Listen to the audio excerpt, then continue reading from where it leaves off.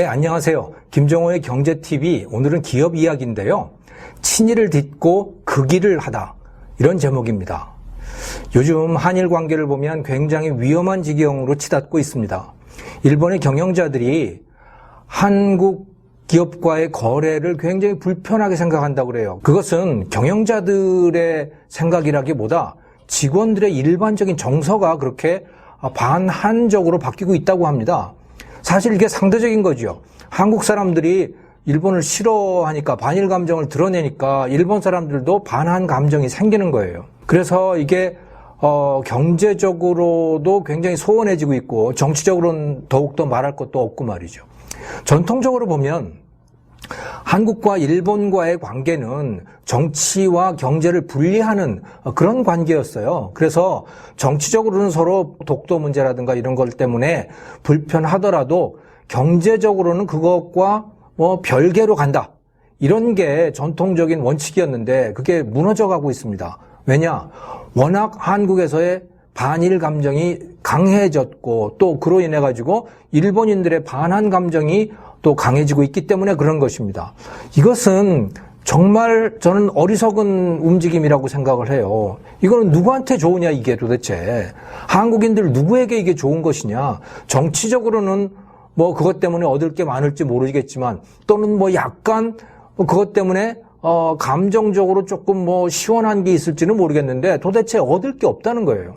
그래서 저는 오늘 과거에 한국 기업들이 어떻게 했는지에 대해서 살펴보려고 합니다.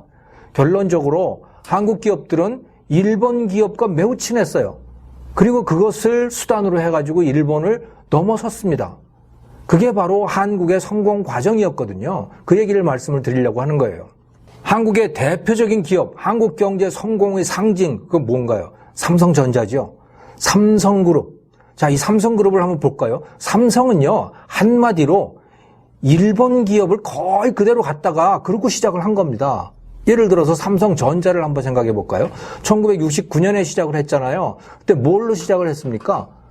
삼성전자는 일본의 산요의 TV를 들여다가 그것을 OEM으로 조립해서 파는, 산요에다가 다시 파는, 다시 말해서 산요를 모방하면서 시작한 게 삼성전자다. 이렇게 생각을 하시면 돼요. 그런데 어떻습니까, 지금? 산요 지금 망했잖아요. 그래가지고 결국은 그 대만 기업 폭스콘이 인수를 했죠. 삼성전자는 세계에서 가장 잘 나가는 기업인데 산요는 그렇게 됐단 말이에요. 그러니까 일본 것을 갖다가 그것을 자기 것으로 만들어서 일본보다 훨씬 더 잘하는 그런 경지가 된 거죠. 이게 정답 아니겠어요? 이렇게 가야 되는 겁니다. 자, 근데 삼성이 이 전자만 그렇게 했습니까? 아니에요. 삼성의 거의 모든 것들은 다 일본 것을 갖다가 거기에서부터 출발을 한 겁니다. 예를 들어서 제1제당, 그 기계는 일본의 다나카 기계를 들여다가 시작을 한 것이고요. 삼성 반도체 기술은 그건 어디 거냐? 그건 샤프 거예요. 일본의 샤프 거. 또 삼성 중공업, 그것도 이시가와지 마하리마? 이름이 좀 어렵긴 하네요. 그것도 역시 마찬가지로 삼성 중공업도 일본 중공업 회사 것을 갖다가 시작을 한 것이고요.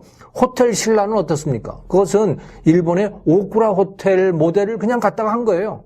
네. 이런 겁니다. 그러니까 삼성의 거의 모든 것을 다 일본 기업으로부터 배워온 거라고 보시면 되는 거죠. 근데 어때요? 그게 어떻습니까? 그렇게 해가지고 그들을 넘어선 거 아니에요.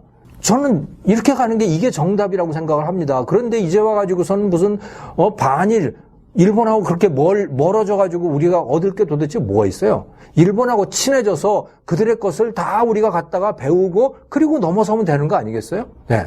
금성사는 어떻습니까? 지금 LG그룹의 그 G자가 바로 금성사잖아요. 예. 그 금성사의 그 전자산업, 금성사 TV는 누구 걸로 시작했어요? 그것은 히타치로 시작을 했습니다. 1963년에 히타치 제작소의 그 TV 세트, 그 설계도를 갖다가 한국에서 금성사가 만든 거예요. 그래가지고 그걸 히타치에다가 또 OEM으로 파는 거죠. 그리고 여러분 그 금성사 LG그룹이 반도체를 했다는 거 아시죠? 1989년에 1988년에 삼성 반도체가 엄청난 성공을 거두니까 금성사 LG그룹에서도 반도체를 시작했어요. 그 기술은 누구였느냐? 그거는 일본의 히타치 거였어요. 그래가지고 히타치 거 기술을 갖다가 생산을 해서 히타치의 이름을 붙여서 팔겠다. 이런 계획이었던 거죠. 근데 나중에 이게 외환 위기를 거치면서 빅딜이라고 하는 그 과정을 통해 가지고 그게 현대전자에 넘어갔다가 다시 부도가 나가지고 지금은 그것을 SK 하이닉스가 되어 있는 거예요. 그러니까 지금 우리나라의 반도체, 삼성 반도체, 그건 샤프 기술로 시작한 것이고, 또 지금 하이닉스는 금성사가 히타치 기술로 시작을 한 거예요. 전부 일본 것을 갖다가 그것을 넘어선 거라고 보시면 되는 겁니다. 그게 뭐가 잘못됐어요? 잘한 거 아니겠어요? 자, 현대그룹은요, 삼성이나 LG보다는 일본에 대한 의존도가 좀 낮았어요. 현대그룹은 굉장히 독자적인 그런 면이 굉장히 강했는데, 그럼에도 불구하고 일본에 의존할 수밖에 없었던 거죠. 초창기에. 그래서 현대그룹이 지금까지 있게 한 가장 큰 원동력 중에 하나가 이 조선이잖아요. 현대중공업. 그 조선업을 시작을 하면서 초기에 울산 조선소의 그 배 도면은 기본 컨셉은 영국에서 가져왔고요. 그 아주 구체적인 시행 도면, 아주 상세한 설계 도면은 일본의 카와사키 조선소의 것이었습니다. 그래가지고 처음에 배를 6척을 만들 때까지는 아예 설계도에 손도 못 댔어요. 일본 설계도에다가. 그냥 그대로 갖다 했던 거고요. 7번째 배부터 우리가 배워가지고, 일본으로 또 배워서 7번째부터 우리가 설계에 참여를 하기 시작했던 거죠.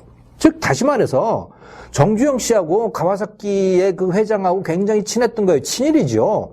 그래서 거기서 설계도를 가져온 거예요. 그래서 그대로 했어요. 그리고 나서 우리가 배워서 그들보다 더 잘하게 된 겁니다. 네. 자동차도 마찬가지입니다. 우리나라의 최초의 독자 모델이라고 하는 포니 한번 생각해 보세요. 포니의 독자 모델, 독자 모델이긴 한데, 그 디자인은 이탈리아에서 가져온 것이고요. 엔진은 일본의 미쓰비시에서 가져온 거예요. 그래서 그거 합쳐가지고 만들어서 그게 최초의 독자 모델이 된 거죠. 이름이 독자 모델이지 사실은 그렇게 독자 모델은 아닙니다. 기아 자동차는 어때요? 또 기아 자동차는 마쓰다 거를 다 갖다가 조립하면서 시작을 한 거 아니에요. 우리는 다 그렇게 시작을 했습니다. SK는 어떻습니까? SK 선경합섬이라고 하는 거, SK가 선경합섬을 시작을 하면서 중소기업으로부터 도약을 해가지고 대기업으로 도약을 한 거거든요. 그 선경합섬은 어때요?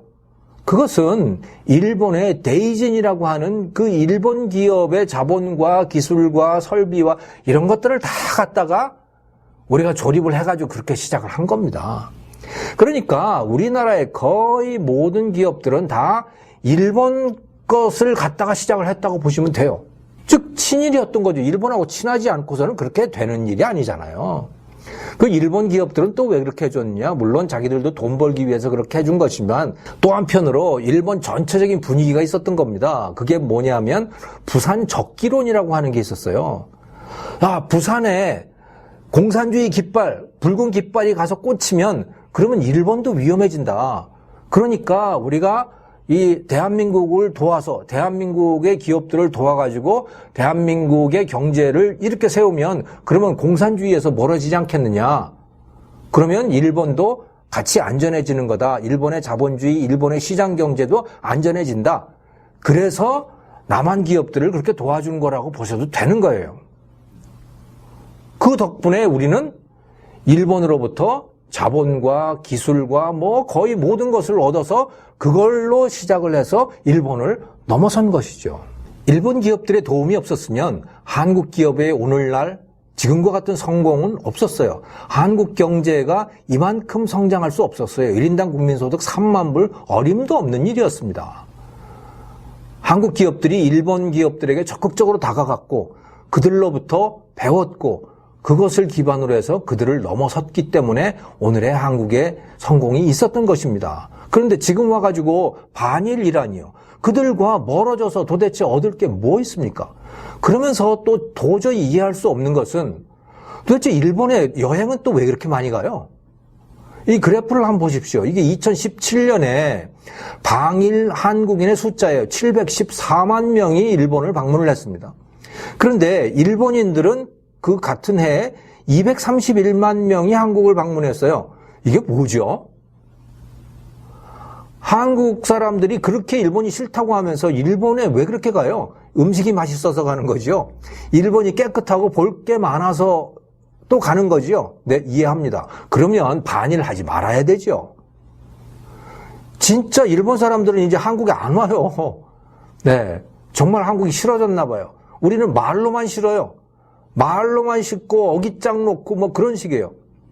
자, 과거에 우리 한국 기업들 같았으면 어떻게 했을까요? 지금 이런 방식이 아닙니다. 한국 기업들이 했던 방식은. 어떤 방식이냐? 자, 일본의 음식이 그렇게 맛있어? 야, 그러면 우리나라의 식당들도 일본 기업들, 일본 식당들처럼 음식을 맛있게 해보자. 정갈하게, 예쁘게, 맛있게 만들어보자. 그래서 일본을 뛰어넘어보자. 이렇게 가는 거예요. 또 일본의 소도시들, 뭐 이런 데 길거리가 너무 깨끗하죠. 골목길들. 그러면 과거에 우리나라 기업들이 했던 방식이라면 어떻게 하는 거냐? 우리나라의 골목길들도 깨끗하게 만들어보자.